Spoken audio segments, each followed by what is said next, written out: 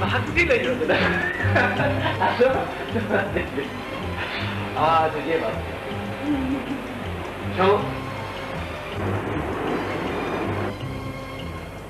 मैंने गलती की तो मैं बहालपुर नहीं जाने दिया। देखो हो गई ना गलती। हाँ वैसे भी तुम थक गई होगी। मैं तो पिछले 15-20 दिन से यूं ही ब्रिटिश एम्बेसी के चक्कर काट रहा हूं। कैसा खूबसूरत सन्नाटा है शमो। हम अपने बुजुर्गों की इजाजत से चंद सुकून के लम्हे यहां गुजारने आए। तुम तो संजीदा हो गई है। क्या बात? कोई कुछ नहीं जानता, सब उल्टे सीधे फैसले करते रहते हैं।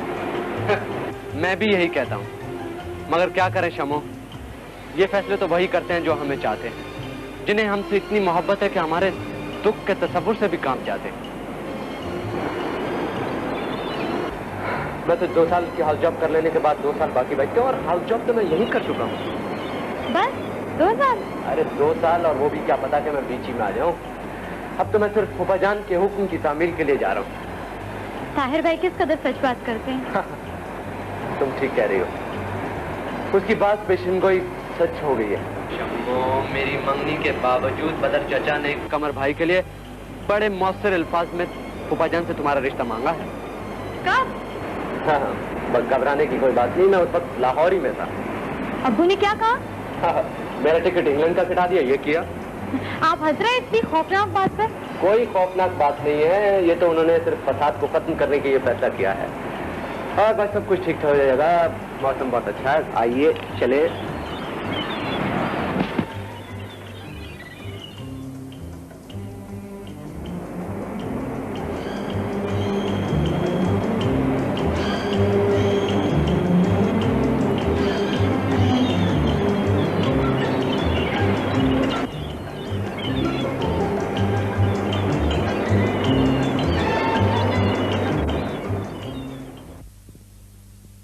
आइए आइए ज़ियाउर रहमान साहब, तशरीफ लाइए। अस्सलाम वालेकुम जैद साहब। वालेकुम अस्सलाम। कैसे मिजाज है? अल्हम्दुलिल्लाह, तशरीफ रखिए। नासिर अब्बास साहब की बेटी की शादी में शिरकत न करने का मुझे बहुत अफसोस है। मैं जरा जरूरी काम से खैरपुर चला गया था। आपको मेरा खत तो मिल गया होगा। वो 80,000 रुपए वाला? क्या? खैर अब वो कोई मसला नहीं रहा, और भाई साहब से भी उसका कोई जिक्र न कीजिएगा। बेहतर। मैंने आपको इसलिए जहमत दी है कि जमीन, जेवर, शेयर्स, इंश्योरेंस वगैरह ये सब कागजात इस ब्रीफ केस में मौजूद हैं। ये सब मैं चाहता हूं कि शमा के नाम ट्रांसफर हो जाए। ये जी हाँ, मेरे पास सिवाय शेयर्स, जेवर और कैश अकाउंट के तकरीबन आपके तमाम जरूरी कागजात की नकलें और फाइलें मौजूद हैं। मेरे जहन पर एक अजीब सा बोझ है, समझ में नहीं आता कि क्यों। मैंने ये काम इसलिए आपके सपुर्द किया है कि आप मेरी बच्ची के नाम ये सब कुछ करके जी अखबार में इश्तिहार जरूर दे दें। जी क्या फरमाया? हर चीज? आप तो खुद कानूनदा हैं, हजारों रुपए रजिस्टरों पर खर्च हो जाएंगे जज साहब। मेरा ख्याल है कि इन हालात में ये मुनासिब नहीं रहेगा। उस मकरू चेहरा बूढ़ा मियां गुलाम रसूल को एक्सपोज करने के लिए मैं सारे फैसले कर रहा हूं वकील साहब। शमा के नाम हर चीज हो जाएगी तो वो खुलकर सामने आ जाएगा। मियां साहब की दिलचस्पी मेरा ख्याल है कि सिर्फ साहिवाल की बाग की हद तक महदूद है, और वो बाग अभी तक आपकी वालिदा के नाम है। वो कैसे आपका मुकाबला कर सकता है? दुश्मनी निकालने के 200 साल पुराने हथकंडे उसने अपना रखे। मेरा तो ख्याल है कि कोई मजनून आदमी है। मगर कई सियानों को मजनून बना चुका है। मैं तो उसे पागल खाने पहुंचा कर ही दम लूंगा। ये कागज खैर मैंने आपके हवाले कर दिए हैं जी। और वकील साहब, मुझे भाई साहब के यहाँ जाना है एक बड़े जरूरी काम से। हो सके तो शाम को आप तशरीफ ले आएं, कुछ और तफसील से बातें हो जाएंगी। जी बहुत बेहतर। अच्छा, खुदा हाफिज। खुदा हाफिज।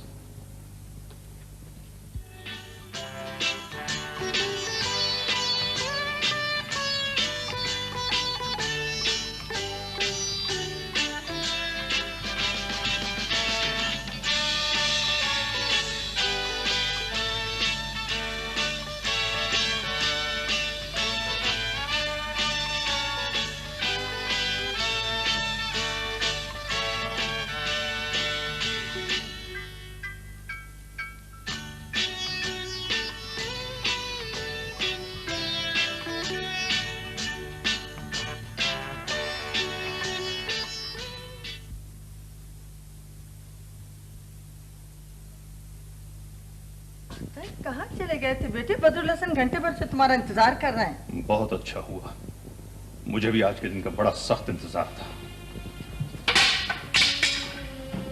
खैरियत है अख्तर? काश की खैरियत होती। तशरीफ रखिए भाई साहब। तुम मुझसे नाराज हो अख्तर? तुमने मेरे खत का जवाब नहीं दिया। मुझे जवाब चाहिए। तुम्हारा और मेरा रिश्ता कायम रहने की सिर्फ एक ही सूरत रह गई है। मंसूर को अच्छी से अच्छी लड़की मिल सकती है, लेकिन अगर कमर को शमा का रिश्ता ना मिला तो मैं मर जाऊंगा। मुझे जवाब चाहिए। जवाब दे सकता तो मैं जरूर देता भाई साहब। मुझसे जवाब तलब करने के बजाय यही सवाल आप कमर से करते तो कितना अच्छा होता। जवानी में गलतियां सबसे होती हैं। कमर इतनी बड़ी सजा का मुस्तहिक नहीं है। शायद तुम्हें याद हो, विलायत में तुम्हारी भी एक मेम से दोस्ती हो गई थी। आप कितने सादा और मासूम तबीयत के आदमी हैं भाई साहब। मोहब्बत को हकीकतों की कसौटी पर नहीं, सिर्फ मोहब्बत ही से परखना जानते हैं। शमा और कमर के रिश्ते की कोई सूरत नहीं बनती। मैं जानता हूं कि सब मुझे अहमक समझते हैं, लेकिन मैंने ये रिश्ता बहुत सोच समझ कर मांगा है। अब तो मामू मियां भी यही चाहते हैं। तो मियां गुलाम रसूल भी चाहते हैं कि शमा और कमर का रिश्ता हो जाए। बहुत अच्छा किया आपने मुझे ये बता दिया। साजिश की यही डोर तो मेरे कब्जे में नहीं आ रही थी। मियां गुलाम रसूल ने इस रिश्ते के लिए आप पर भी कुछ जोर डाला होगा। कमर को उन्होंने ही लाहौर भेजा था। बहुत खूब। आपने भाई साहब मुझे ये सब कुछ बताकर अपनी बेमिसाल मोहब्बत और मासूमियत का सबूत दिया है। मेरा जी चाहता है अपने भाई की मासूमियत और मजलूमियत पर चीखें मार मार कर रोऊं। मियां गुलाम रसूल जैसे शैतान सिफत इंसान के कब्जे में आप जैसे सादा लो आदमी अगर बेबस ना हो जाए तो उसका शैतानी कारोबार कैसे चल सकता है? भाई साहब भूल जाइए कि शमा और कमर का रिश्ता हो सकता है। अगर यह काम हो गया तो 2 घर बर्बाद हो जाएंगे, मेरा घर भी और आपका भी। तुम्हें मुझ पर एतमाद नहीं अख्तर? तुम मुझे जाहिल और बेवकूफ समझते हो। कमर समझ जाएगा। मैं तुमसे कह रहा हूं कि वो ठीक हो जाएगा। बड़े बड़े बिगड़े हुए समझ जाते हैं। तुम मुझ पर एक दफा एतबार तो करो अख्तर।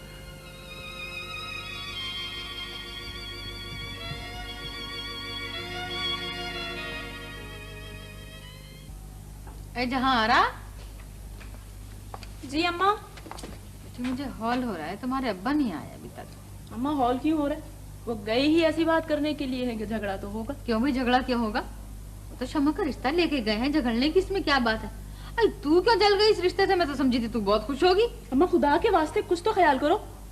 मुझे कुछ मत कहना। हाँ मगर अब तुमने पूछा है तो मैं बता रही हूँ। क्या? शमा का रिश्ता देना था तो पहले दिया होता। अब लकीर पीटने से क्या फायदा? और फिर मंसूर भाई का क्या कसूर है? हाँ बीबी, मैंने तो नाहक तुझसे पूछा। मुझे क्या खबर थी कि मंसूर भाई तुम्हारे बड़े चहीते भाई हैं, चाहे वो तुम्हें कभी पूछे ना पूछे। पूछने ना पूछने से क्या होता है अम्मा?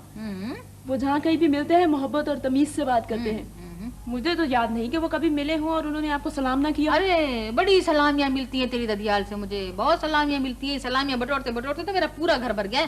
चलिए उठ, बढ़िया हिमायत करने वाली अपनी ददियाल बात।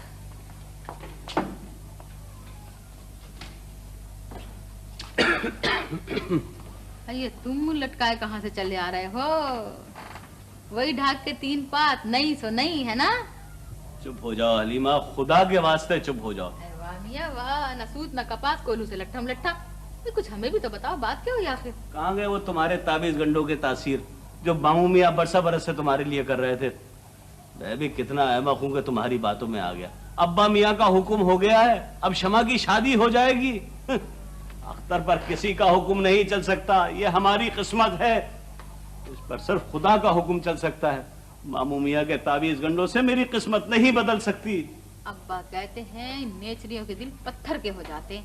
अब पत्थर पे तो किसी ताबीज गंडे का असर होने से रहा, भाई किसी इंसान का दिल हो तो कोई असर भी हो, पत्थर पे क्या असर होगा तुम खुद बोलो। जो तुम्हारा अब मैं वजीफा कर रही हूँ, देख लेना दुश्मनों की गिग्गी बन जाएगी। जो तुम्हारा जी चाहे करो, मेरा सर मत खाओ। एक बात तो बताओ, भाई ने तुम्हें टड़खाया कैसे? कह दिया होगा भैया माफ करो माफ करो माफ करो, है ना? भीख मांगने नहीं गया था, बेटी मांगने गया था। अच्छा चुप हो जाओ वरना मैं कहीं और जाके मर जाऊं। ओफो, चुप हो जाऊंगी।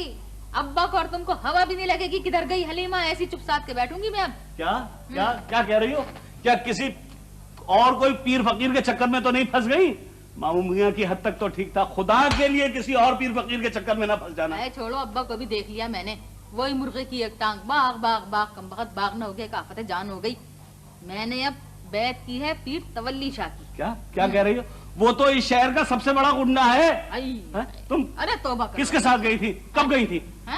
गई थी मैं? ये क्या पूछने की बात है किसके साथ गई थी, कब गई थी? लो इस उम्र में खड़े हो गए मुझसे ये पूछने के लिए किसके साथ गई थी, कब गई थी? मुझ पे पाबंदियां न लगाना। सुना मैंने कह दिया अब्बा की तरह से, बेचारी अम्मा दिख में मर गई मगर अब्बा कभी अस्पताल लेके नहीं गए। एक बात सुन लो कान खोल के, पीरों से और डॉक्टरों से कोई पर्दा नहीं होता है। कभी तो मेरी बात मान लिया करो, कभी तो मेरा मशवरा ले लिया करो। अच्छा बाबा मान ली मैंने बात, अब नहीं जाऊंगी। मैं तो पहले इजाजत लेके आ गई हूँ पीर साहब से।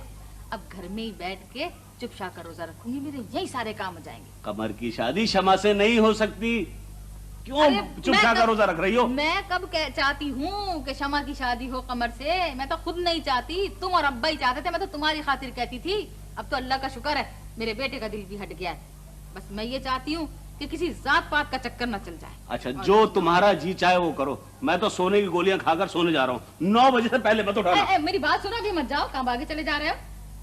वो जहारा के ससुराल से लाल खत आया है, वो लोग रुखसती मांग रहे हैं। भाई कर दो, इस मुसीबत से भी निजात मिले। मेरा दिल तो वैसे ही परेशान है। हर वक्त परेशान ही रहती हो। सच पूछो तो ये बाग मैंने जहारा और कमर के बुरे दिनों ही के लिए बचा रखा है। अरे तुम देख लेना, कोई दिन जाते हैं कि बदरुल हसन की सारी जायदाद हलीमा के फोड़पन और कमर की अय्याशी की नजर हो जाएगी। बेटे तुम अच्छी तरह सोच समझ लो कि शमा के नाम जायदाद करके तुम ऐसे शैतान के मुकाबले पे खड़े हो रहे हैं जिसे सारी जिंदगी में अपनी खामोशी के मंतर से सुलाती रही हूँ। मेरा तो बस एक ही उसूल रहा है, जवाब जाहला बाशत खामोशी। मेरे बच्चे उसकी खबासत का तुम्हें सही अंदाजा नहीं है। अम्मा मैं उस मूजी का सर कुचल कर रहूंगा, देखूंगा मेरा क्या बिगाड़ सकता है वो। अब बेटे मेरे तो न जिस्म में जान रही है और न दिल में जान रही है, बस वहशत होती रहती है। और वैसे तो गुलाम रसूल जानते हैं कि तुम्हारी सारी जायदाद शमाई को जाएगी, नाम कर देने से क्या हो जाएगा? फुकेमा कोई कहाँ तक बर्दाश्त कर सकता है? वैसे अख्तर भाई बिल्कुल ठीक कह रहे हैं, वो इतने दिनों से अंदर ही अंदर साजिशें कर रहा है और अब जबकि ऐलान हो गया वो कैसे खामोश बैठेगा भला बताएं? अब आप मुतमईन हो गई खुर्शीद भाभी? अब आपको मालूम हो गया मंसूर को बाहर क्यों भिजवा रहा हूं मैं? ये मियाँ गुलाम रसूल अब खुल्लम खुल्ला दुश्मनी करेगा मंसूर से। आप ठीक कह रहे हैं अख्तर भाई। वैसे मेरे ख्याल में तो ना तो हलीमा भाभी इतनी बुरी है और ना ही कमर। ये जो बदर भाई के घर पे ये नहुसत तारी है ना, ये वही बुढ़ा है कमबख्त मारा। खुदा करे ऐसा ख्वार हो कि हश्र तक याद रखे। अल्लाह तुम्हें अपने इरादों में कामयाबी अता फरमाए बेटे, मगर मुझे बहुत खौफ है। ये इस पीरी मुरीदी के चक्कर में गुलाम रसूल की ताकत आजकल बहुत बढ़ी हुई है। अरे छोड़िए अम्मा, बहुत देखे ऐसे जाली पीर। आदाब पप्पू, मेरा हेल्थ सर्टिफिकेट आपके बैग में रह गया था क्या? अरे हाँ बेटा, कल जब तुम दोनों चले गए तब मैंने अपना बैग देखा, उसी में पड़ा हुआ था। चलें ठीक। अरे ताहिर, वो किश्वर भाभी और नासिर भाई कब आ रहे हैं? वो कल पहुंचेंगे भावलपुर से। लो कल पहुंच रहे हैं वो लोग, फिर तो मेरी मुलाकात भी नहीं हो सकेगी। अरे चाचा आप कब जा रहे हैं? आज शाम की फ्लाइट से। ओ ये तो गड़बड़ हो गई। क्यों, क्या हो गया? आज शाम को मैंने शमा और मंसूर की होटल में दावत कर रखी थी। ओह आई सी। चलो भाई तुम्हारा दिल रख लेते हैं, आज नहीं कल रवाना हो जाएंगे। थैंक यू चाचा, जिंदाबाद, थैंक यू वेरी मच। अरे मंसूर बेटे, वो तुम्हारे कागजात मुकम्मल हो गए? यस, सारा काम ठीक ठाक है। थोड़ा सा प्रॉब्लम था वीजे का, वो मुस्तफा काजिम साहब ने हल कर दिया। Oh good. बहुत अच्छे दोस्त हैं अख्तर भाई आपके। 3 साल वो हैदराबाद के कमिश्नर रहे और मेरी और मंसूर की बराबर हर लिहाज से खबरगिरी करते रहे। बहुत अच्छा आदमी है वो, और मेरा बड़ा अजीज दोस्त है। अच्छा अम्मा, फिर कल रवानगी, आज इन्हें डिनर कर लेने दें। Thank you. खुदा हाफिज। खुदा हाफिज।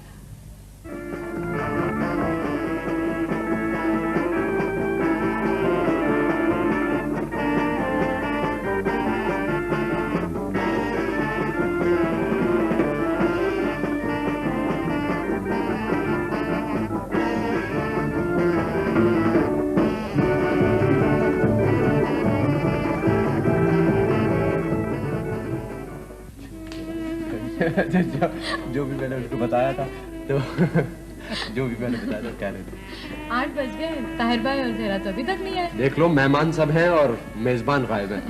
अच्छा तो ऐसा कर, तो मिस्टर मंसूर महमूद आप ही? जी हाँ। ये आपका लेटर। किसने दिया? जी ताहिर साहब ने। कहाँ है वो? जी वो तो चले गए। अच्छा ठीक है, शुक्रिया। लिखा है, दो दिलों को ये दुनिया मिलने ही नहीं देती। जालिम समाज ने अपने बदनामी का दाग मिटाने के लिए तुम दोनों को होटल रेनबो में अहमकाना बातें करने का मौका दिया है। खाना कम, बातें ज्यादा करना, और अगर हो सके तो पानी के गिलास पर गुजारा कर लेना। इस होटल में प्याज के लच्छे की कीमत 20 रुपए बन जाती है। ताहिर, शरीर के शिकार। बेटा क्या बात है, इतनी देर से कोई मेन्यू नहीं आया? जल्दी से। अच्छा ये मंसूर से मिले जाना। बैठ रही यहाँ हमारी मेज पर एक कुर्सी खाली है, यहाँ कर बैठो। मंसूर को वहीं बैठा रहता। क्या कर रहे हो कमर? दोनों बैठे रहने। तुम खामोश रहो नसीम। मैं अपने घरेलू मामलात में किसी की मुदाखलत बर्दाश्त नहीं कर सकता। बैठ जाओ। मेरा इधर। जी साहब। जाओ उस मेम साहब को बोलो कि आकर हमारी कुर्सी पर बैठे। बेहतर साहब।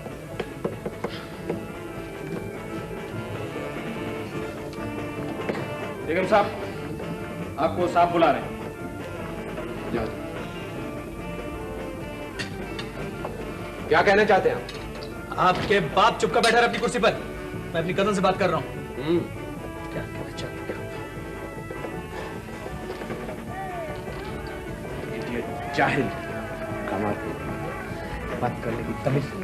क्षमा, मैं आखिरी बार तुमसे कह रहा हूँ कि आकर हम यहाँ बैठा हूँ। बस मैं 7 तक गिनूंगा, अगर तुम ना आई तो मार मार के मैं मंसूर का चेहरा बिगाड़ दूंगा। 1 2 3 4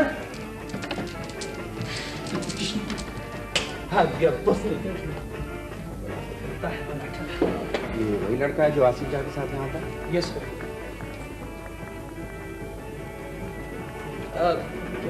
मैनेजर सर, मैं आपका बहुत पुराना कस्टमर हूँ। जी हाँ, मैं जानता हूँ आप मेरे बहुत पुराने कस्टमर। Thank you. अभी देख लेता हूँ पुराने कस्टमर। आज तुम फिर होटल में दंगा फिसाद कर आए हो। गजब खुदा का, पुलिस घर तक आ गई। शरीफों के घर पुलिस आ गई। एक अद्दा से होटल वाले की ये जुर्रत। तुमने मुझे कहीं का न रखा खबर, तुमने मुझे कहीं का न रखा। पुलिस होटल वाले के हुक्म पर नहीं, जज अख्तर हसन के हुक्म पर भाई के घर आई थी, वरना उस होटल वाले की ऐसी क्या मजाल। खैर अगर पुलिस आई भी थी तो क्या बिगाड़ लिया मेरा? जज अख्तर हसन का हुक्म सुन के आई थी, मेरे नाना का नाम सुनते ही भाग गई। तुम नहीं मानोगे, मैं कब तक तुम्हारी पर्दापोशी करूं खबर, कब तक पर्दापोशी करूं? लोहा लोहे को काटता रहेगा। मैं वही कुछ करूंगा जो नाना मियां कहते रहेंगे, वही कुछ करूंगा। मोटर लिया तुमने? नहीं। शेयर्स खरीदे? वो भी नहीं। और क्या नाम के शादी की तुमने?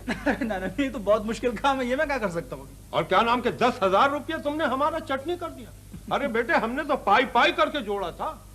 कमर मियां तुम बहुत तंग करते हो, क्या नाम के बहुत शरीर हो। अरे नाना मियां इसी शर्मिंदगी की वजह से तो क्या नाम के मैं आ नहीं रहा था आपके पास। कुछ समझे नाना मियां क्या नाम के? शरारत नहीं जाती। अच्छा ये बताओ, कोई पुलिस वाला था? नाम क्या था उसका? हाँ नाना मियां वो नसीम जफर, वसीम जफर ऐसी कुछ बता रहा था। हाँ हाँ नसीम जफर। अरे उसका तो पूरा खानदान हमारा मुरीद है बेटे। जब तो आपका नाम सुनते ही भाग गया था। हाँ तुमने बहुत अच्छा किया जो हमारा नाम ले दिया। और हम तो इस मंसूर के बच्चे की ऐसी खबर लेंगे क्या नाम के कि ये अख्तर हसन नाचता फिरेगा, रोता फिरेगा क्या नाम के। हाँ अच्छा बेटे ये बताओ, कुछ पता चला कि ये मंसूर कहाँ जा रहा है और कब तक के लिए जा रहा है? हाँ वो नसीम बता रहा था कि इंग्लैंड जा रहा है और डॉक्टर की बड़ी डिग्री लेकर लौटेगा मरदूद। अरे लौटेगा क्यों, बदबख्त सख्वार होगा, तुम देख लेना। फकीरों की बददुआएं लेना कोई अच्छी बात नहीं है। और हमने तो क्या नाम के ऐसे ऐसे मोरे फिट किए कि मां तो हो ही नहीं सकती। हाँ बहुत दिनों सब्र किया हमने। नाना मियां जल्दी कीजिए, कहीं ऐसा ना हो कि आपके मोरे फिट होते रहें और आप खुद पहुंच जाए अल्लाह मियां के पास। अरे हमें अल्लाह मियां क्या पहुंचा रहा हो? नहीं, हमें कोस रहा हो? नहीं, नाना मियां को कोस रहा हो? नहीं नाना मियां आप नाराज हो रहे हैं। अच्छा नाना मियां एक काम कीजिए, कुछ रुपए दे दीजिए ना। अरे बेटे तुम बहुत तंग करते हो, बहुत रुपए ले चुके हो तुम। नहीं नाना मियां देखिए रुपए दे दीजिए वरना हम नाराज हो जाएंगे आपसे। अब फिर नाराज होने का हमको डरावा देते हो क्या नाम के?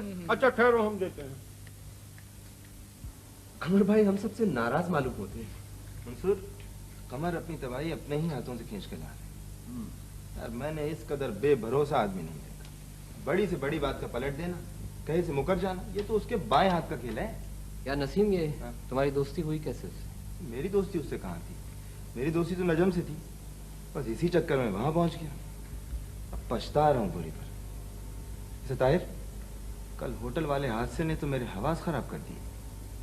खैर, तुम अब मंसूर की दोस्ती का हक अदा करो और कमर से तर्क ताल्लुक मत करो, जाते आते रहो। ताहिर, तुम इस बेचारे को कहाँ फंसा रहे हो? मैं तो वैसे ही पाकिस्तान से जा रहा हूँ। एक बात जहन में आती है ताहिर, अगर हम दोनों कमर भाई वाली सिचुएशन में होते तो जरूर उसी तरह रिएक्ट करते। यार मंसूर, तुम्हारे मौका बेमौका के बुलंद इखलाकी मुजाहरे देख के मेरा खून खौल उठता है। मान लिया जनाब आप वली सिफत इंसान है, लेकिन खुदा के लिए 2 मिनट के लिए खामोश हो जाएं, मैं तो नसीम से बात कर रहा हूँ। वो मैं ये कहूंगा कि तुम लोगों को भी चौकस रहना चाहिए। ये कि कमर आदमी बेड़ा है, समझे? तुम आते जाते रहोगे, अगर मैं कराची में ना भी रहूं तो अब्बा को मुतला करते रहना। हाँ, अगर कोई बात खुल के सामने आई तो ना। और जिसकी तवक्को मुझे इसलिए नहीं है कि कल मैं कमर को बहुत कुछ सुना के घर गया था। ताहिर, अख्तर चाचा लाहौर पहुंच गए? नहीं, अभी कहाँ पहुंचे होंगे, प्लेन आधा घंटा लेट था। अच्छा मंसूर, तुम जा रहे हो एम्बेसी? हाँ, तो ऐसा करो कि आफाक का इंतजार कर लो या फिर नसीम को साथ ले जाओ, अकेले मत जाना। ताहिर, मैं कुछ 4-5 साल का बच्चा हूँ कि अकेला निकला तो हवा काट लेगा। हाँ, हवा काट लेगा। वैसे आज ताहिर के चेहरे पर शर्लक होम जैसा सस्पेंस मालूम होता है। मेरा ताहिर, मैं अकेला ही जा रहा हूँ। खुदा हाफिज। खुदा हाफिज। खुदा हाफिज।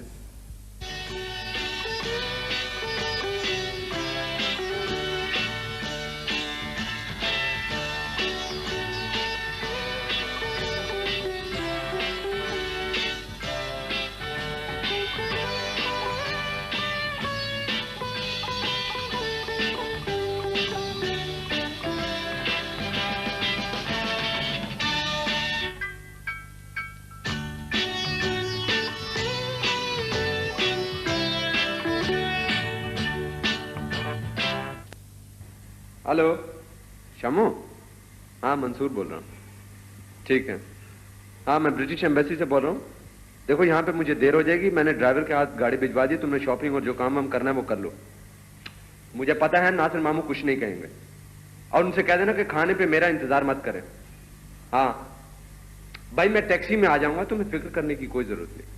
हाँ आ जाऊंगा, क्योंकि मैं आज काम करना चाहता हूँ, सारा काम हो जाएगा। हाँ ठीक है, ओके, खुदा हाफिज।